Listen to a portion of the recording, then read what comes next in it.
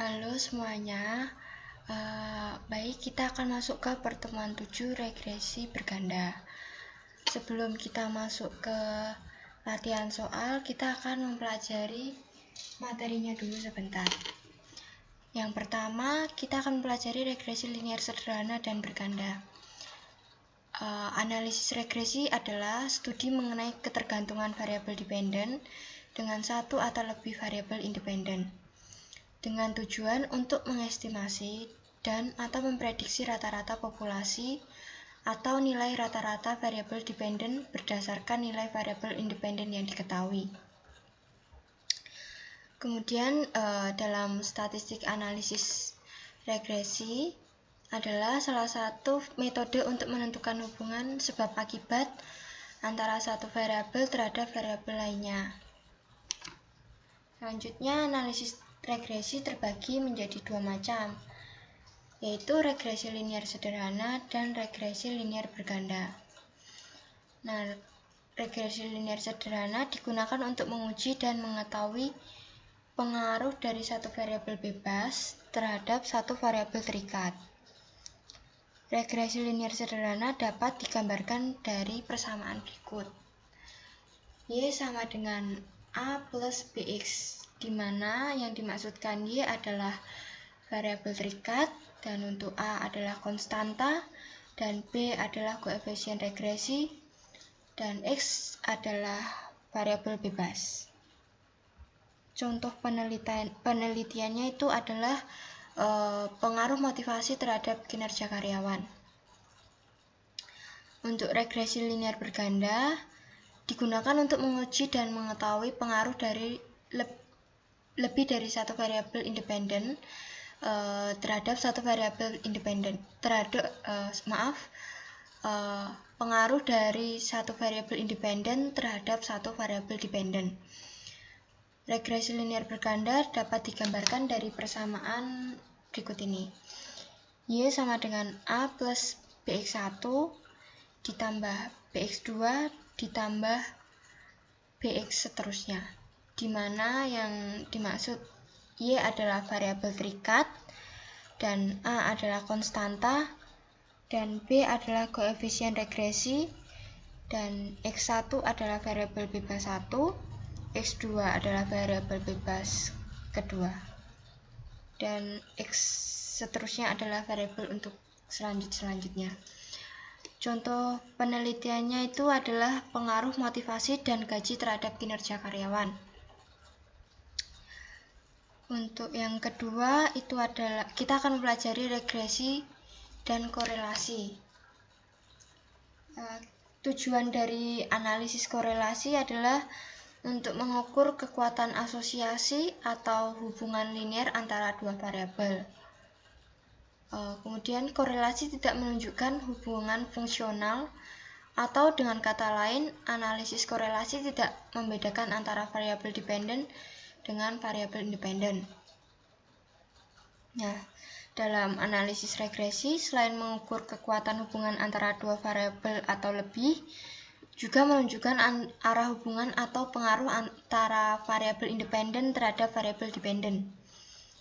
Jika korelasi digunakan untuk mengetahui hubungan, maka regresi digunakan untuk mengetahui pengaruh dari satu variabel terhadap variabel lainnya.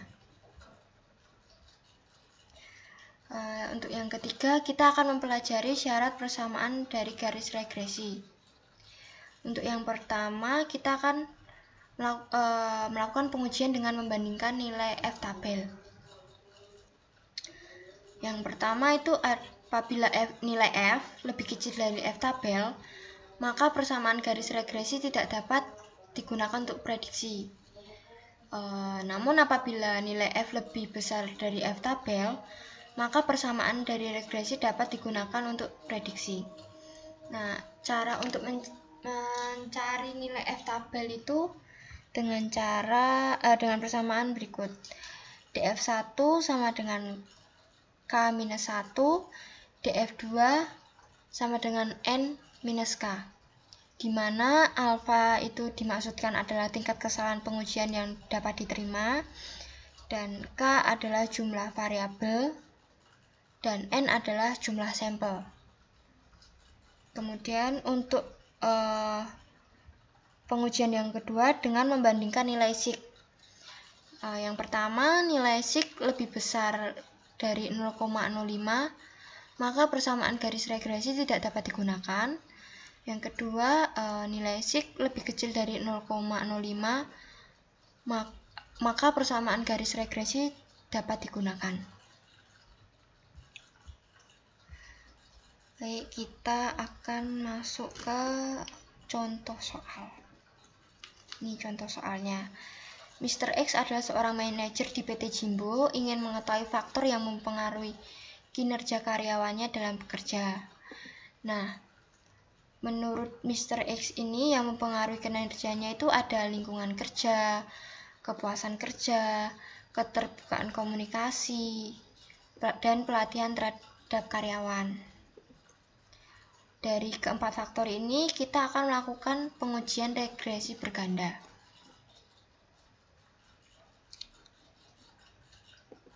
Pertama-tama kita masuk ke variable view dulu. Kita masukkan lingkungan,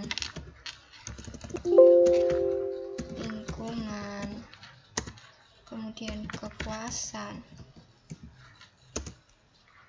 komunikasi, pelatihan,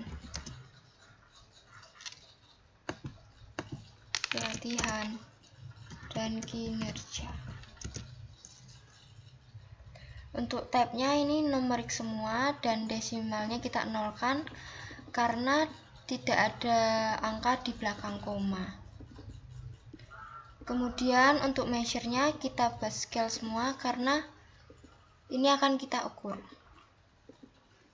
Kemudian kita masuk ke data view, kita kopikan ini, copy paste, terus kita paste di sini. Nah, sebelum masuk ke langkah pengujian, kita akan buat hipotesis dulu. Hipotesis yang pertama itu ada H1, lingkungan kerja berpengaruh signifikan terhadap kinerja karyawan. Untuk H2-nya, kepuasan kerja karyawan berpengaruh signifikan terhadap kinerja karyawan, dan komunikasi berpengaruh signifikan terhadap kinerja karyawan. Dan H4-nya itu ada pelatihan kerja berpengaruh signifikan terhadap kinerja. H4-nya itu pelatihan kerja karyawan berpengaruh signifikan terhadap kinerja karyawan. Kemudian kita buat kriteria pengujian dulu. Kriteria untuk menentukan signifikasi. Yang pertama, nilai SIG lebih besar dari 0,05, maka tidak berpengaruh signifikan. Dan kriteria yang kedua, nilai SIG lebih kecil dari 0,05, berpengaruh signifikan. Baik, kita akan masuk ke pengujiannya. Kita klik Analyze, Regression, dan Linear. Kemudian kita masukkan ke kinerja ke dependent, karena kinerja itu yang dipengaruhi oleh 4 faktor ini. Jadi lingkungan kita masukkan ke independen, kepuasan juga, komunikasi, dan pelatihan. Kenapa begitu? Karena 4 faktor ini mempengaruhi kinerja. Lalu kita klik OK. Setelah itu kita akan muncul ini outputnya. Nah, yang pertama kita gunakan output model summary. Nah, diperoleh ini R sebesar 0,838 dan adjusted R square-nya itu sebesar 0,583. Nah, nilai R ini kan berarti mendekati 1. Berarti variabel pelatihan, komunikasi, lingkungan, dan kepuasan memiliki korelasi yang kuat dan positif terhadap variabel kinerja. Sedangkan nilai adjusted R-nya itu sebesar 0,583 yang berarti variabel pelatihan, komunikasi, lingkungan, dan kepuasan itu tuh mampu menjelaskan variabel kinerja sebesar 0,583 atau sebesar 58,3%. Sedangkan sisanya itu sebesar 41,7% itu dipengaruhi oleh variabel lain yang tidak diteliti. Kemudian untuk untuk output yang kedua itu kita gunakan yang ANOVA. Untuk menguji signifikasi dapat digunakan dengan dua cara, yaitu membandingkan nilai F atau membandingkan nilai SIG. Nah, teman-teman di sini boleh pilih salah satu, mau membandingkan nilai F atau membandingkan nilai SIG. Nah, saya akan memberikan contoh dengan keduanya. Yang pertama, saya akan menentukan signifikasi dengan membandingkan nilai F. Nah, seperti yang dijelaskan tadi di atas, syaratnya itu kalau nilai F lebih kecil dari F tabel tidak berpengaruh signifikan, dan apabila nilai F lebih besar dari F tabel berpengaruh signifikan. Nah, ini F. Nah, untuk cari F tabelnya itu kita gunakan rumus yang di atas tadi, yaitu DF. Nah, rumus yang ini, DF ini. Nah, DF1 sama dengan K-1. K ini tuh jumlah variabelnya.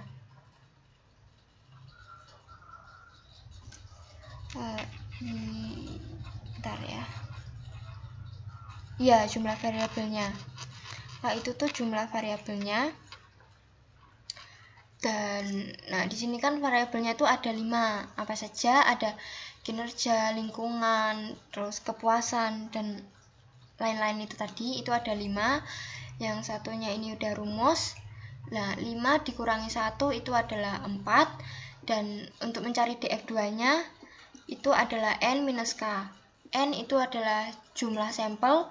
Jumlah sampel itu tadi ada sebanyak 15. Kita tulis di sini 15 dan K-nya itu tadi ada 5. Jadi DF2-nya itu 10. Nah, kita cari di F tabel ini. DF1-nya itu tadi 4 dan DF2-nya itu tadi adalah 10. Kita ambil garis. Nah, di sini sebesar 3,48.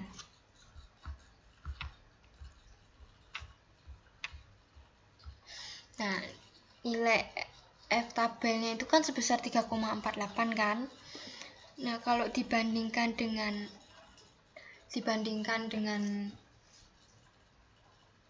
nilai F sebesar 5,903 ini, itu kan berarti nilai F lebih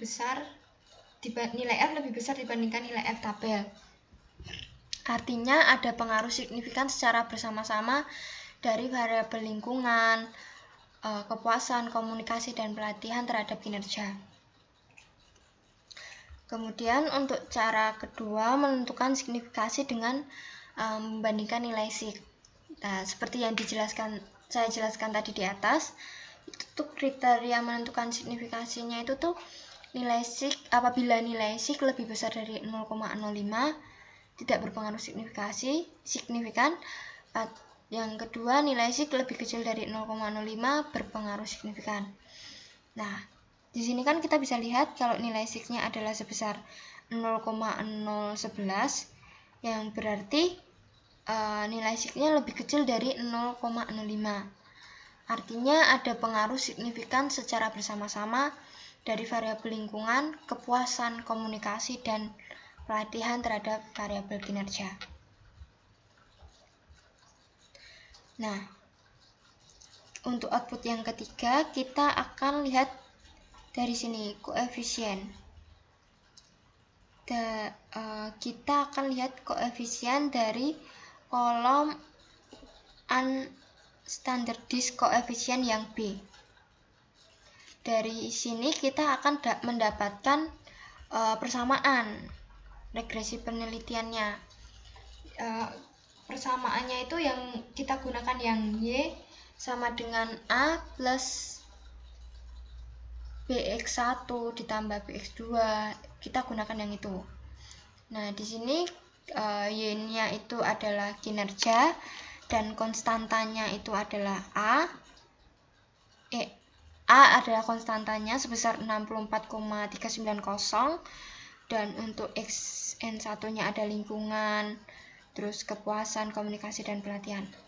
Nah, kita akan masuk ke persamaannya. Kinerja sama dengan 64,390 dikurangi. Kenapa dikurangi? Karena di sini minus. Dikurangi 0,133 lingkungan, dikurangi 0,909 kepuasan, ditambah 0,643 komunikasi, ditambah 0,748 pelatihan. Nah, dari pengujian signifikasi tadi, kita mendapatkan hasil pengujian regresi berganda variabel lingkungan tidak berpengaruh signifikan terhadap kinerja. Dikarenakan nilai sig dari lingkungan lebih besar dari 0,05, sehingga hipotesis atau H1-nya ditolak karena tidak signifikan.